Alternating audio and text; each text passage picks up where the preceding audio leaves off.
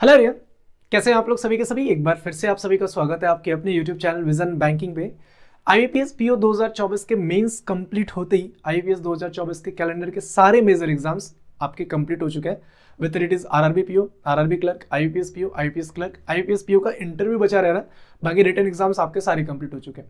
Even आपके पास कुछ exams हैं जो अभी भी बचे हुए हैं, that is SBI PO, SBI clerk और एफसीए की भी वैकेंसी शायद से आ चुकी है। तो वो तीनों वैकेंसी अभी आपके पास 2024 में है।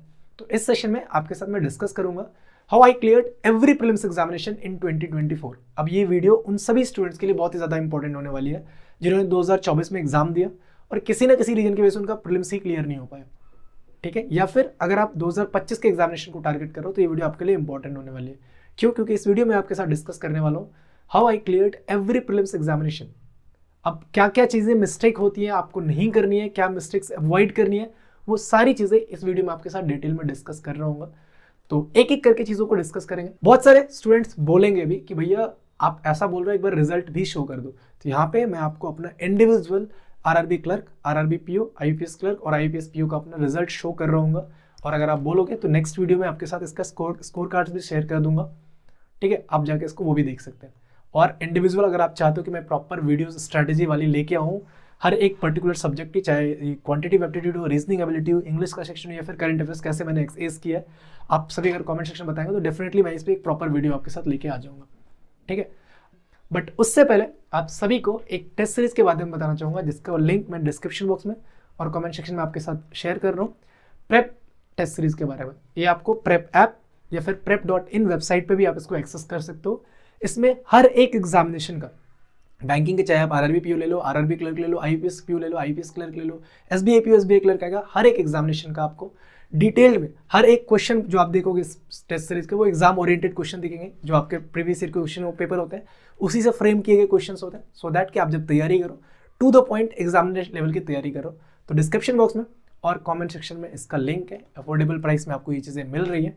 तो आपको पता है कि आपकी प्रिपरेशन जर्नी में, मैं आप भी बात करूंगा आगे इसके बारे में और भी, कि आपको पता है कि प्रिपरेशन जर्नी में मॉक टेस्ट या टेस्ट सीरीज का कितना इंपॉर्टेंट होता है। डेफिनेटली आप इसको परचेज कर सकते हैं। डिस्क्रिप्शन बॉक्स में और कमेंट सेक्शन में लिंक है। और अगर आप कोड यूज कर लोगे वीबी तो आपको 20% का डिस्काउंट भी मिल जाएगा अभी।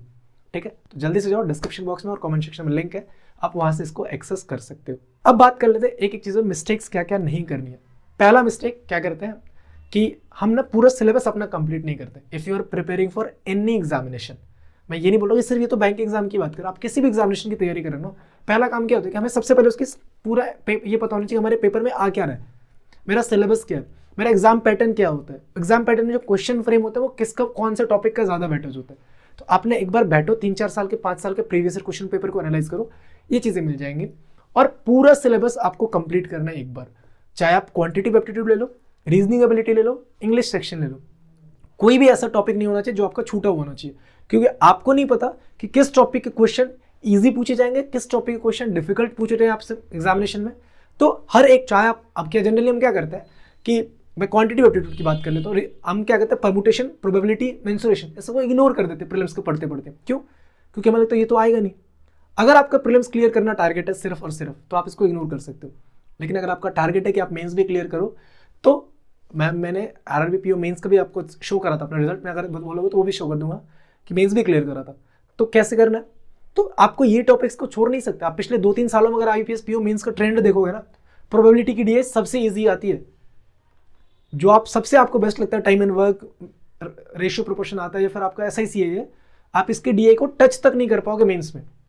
वही प्रोबेबिलिटी जो हम कम पढ़ते हैं उसका डीए इजी लेवल में आके बहुत सारे बच्चे उसको करके निकल जाते हैं और वहीं से नंबर स्कोर कर पाते हैं। ठीक है, तो पहला काम आपको करना है, किसी भी सब्जेक्ट के आपको पढ़ रहे हो, आपको पूरा सिलेबस उसका कंप्लीट करना है। आपको उसको कंप्लीट करने में 1 महीने लग रहा है, 2 महीने लग रहे हैं, 3 महीने लग रहे हैं, 4 महीने लग रहे हैं, 2 प्रॉपर टाइम। जब तक सिलेबस कंप्लीट नहीं होगा you are not fit for the examination. लिख के ले लो मेरे से आज ही। ठीक है, और जो ये तीनों मिस्टेक्स अगर आपने क्लियर कर लिया ना, मैं आपको लिख के दे रहा हूं, अगले साल आउट ऑफ 6-7 जो भी आपके एग्जाम्स होंगे ना, 4-5 इजीली क्लियर करोगे आप प्रीलिम्स का।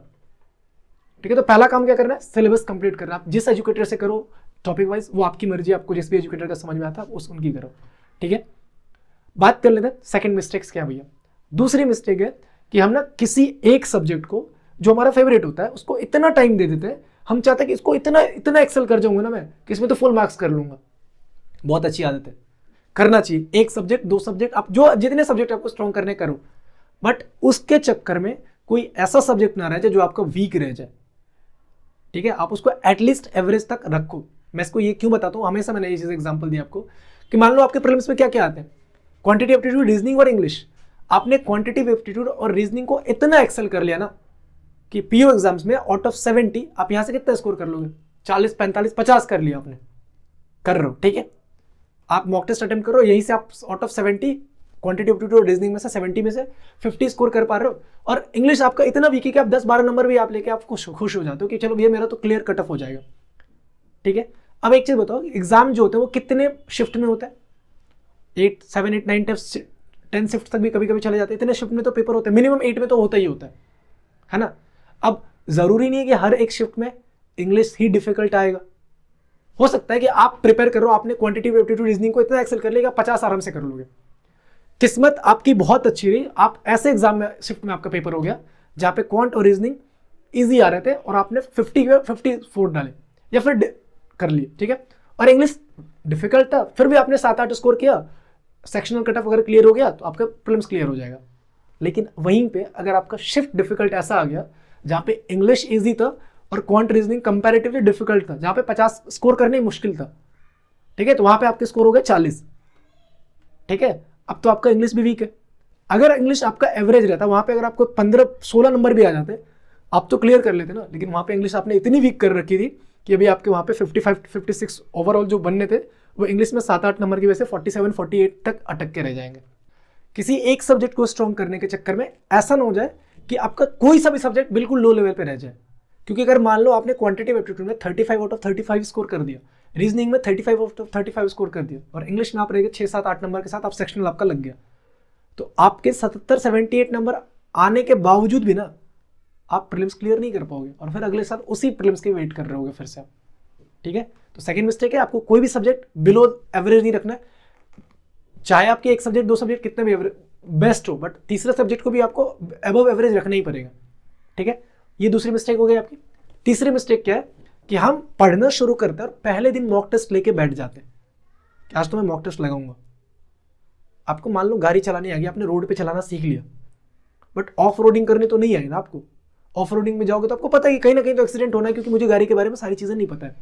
तो 1-2 सब्जेक्ट पढ़ने के बाद में तुरंत मॉक टेस्ट मत अटेम्प्ट करो। उससे क्या होगा कि आपके नंबर आ जाएंगे कम, क्योंकि आपने पढ़ी कम है, अभी पढ़ाई अपनी कम करी, आपने सिलेबस ही बहुत ही छोटा सिलेबस, 1-2 चैप्टर का सिलेबस करा है आपने, तो आपको पता है ना कि आपके नंबर तो कम ही आने, और वहां से हो जाएगी डिमोटिवेशन होनी शुरू कि यार मेरे तो मॉक टेस्ट में नंबर ही नहीं आते, मैं तो पढ़ रहा हूँ मेरे नंबर ही नहीं आ रहे। सिलेबस कंप्लीट होगा तभी तो नंबर आएंगे, जो चीज़ें कि आप टेस्ट दे रहे हो उसके बारे में नॉलेज होगा तभी तो आएगा।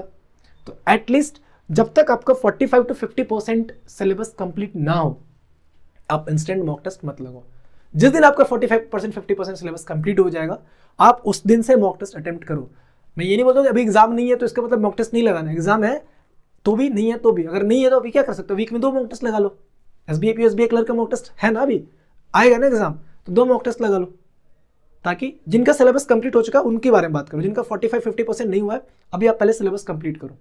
ठीक है, जिनका 45+ सिलेबस हो चुका है आप मॉक टेस्ट अटेम्प्ट करो। डिस्क्रिप्शन बॉक्स में मैंने बताया है, प्रेप ऐप का लिंक दे दिया मैंने, आप वहां से जाके परचेज कर सकते हैं और कोड यूज कर लेना विजन VISION, आपको 20% का डिस्काउंट मिल जाएगा।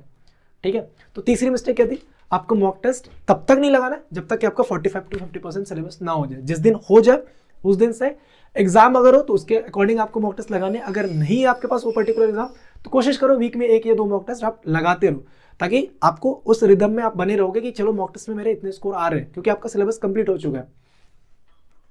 ठीक है, ये 3 मिस्टेक्स है, डेफिनेटली अगर आप इसको कवर करो ना, ट्रस्ट मी, आप एक बार फॉलो करके देखो। अभी मैं बोल रहा हूँ, अभी भी फॉलो करोगे, एक अगर 40-45 दिन का भी टाइम आपको मिल रहा है, अगर आपने IPS में एग्जाम्स दिए हैं 2024 में, दैट मीन्स आपकी तैयारी तो है ना कुछ वो कुछ। तो इन चीज़ों को अगर अभी भी नेक्स्ट 30-40 डेज में अगर आप क्लियर कर लोगे, ट्रस्ट में आपका प्रीलिम्स क्लियर हो रहा होगा। ठीक है, तो ये थी एक छोटी सी वीडियो। कैसा लगा वीडियो एक बार कमेंट सेक्शन में जरूर बताना, और अगर आप चाहते हो कि स्पेसिफिक किसी और टॉपिक पे मैं वीडियो आपके साथ बनाऊं तो कमेंट सेक्शन में वो भी बताना। मिलते हैं नेक्स्ट सेशन में, till then take care, bye bye, thank you, keep practising more and more, and all the best for upcoming examination.